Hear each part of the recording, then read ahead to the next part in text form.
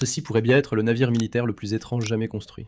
Il n'avait ni canon, ni moteur, juste une mission, fabriquer de la crème glacée. L'histoire commence en 1914, lorsque la marine a interdit l'alcool à bord de ses navires.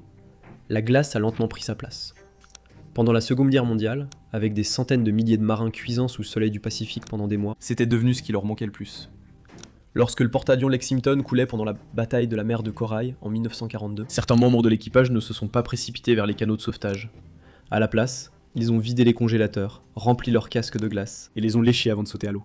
Le haut commandement a constaté cette obsession et, au lieu d'essayer de l'arrêter, a décidé de l'encourager. Rien qu'en 1943, les forces américaines ont consommé 135 millions de livres de mélange de crème glacée déshydratée. Les grands porte-avions avaient leur propre machine à glace, et ils récompensaient même les destroyers avec de la glace lorsqu'ils sauvaient des pilotes abattus en mer. Mais les plus petits navires, comme les destroyers, les sous-marins et les patrouilleurs, n'avaient pas la place pour la réfrigération. Alors la marine a emprunté une barge en béton à l'armée et a dépensé $1 million pour la transformer en usine flottante de crème glacée. Ils ont utilisé du béton, parce que chaque morceau d'acier était nécessaire pour les véritables navires de guerre. La barge pouvait produire 10 gallons toutes les 7 minutes. Cela représente environ 5 tonnes par jour. C'est à peu près 70 000 boules par jour.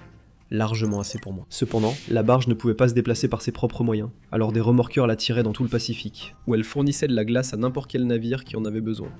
Et ce n'était pas la seule, il en avait 2 autres. Officiellement, c'était des navires de stockage réfrigérés, transportant 1500 tonnes de viande congelée.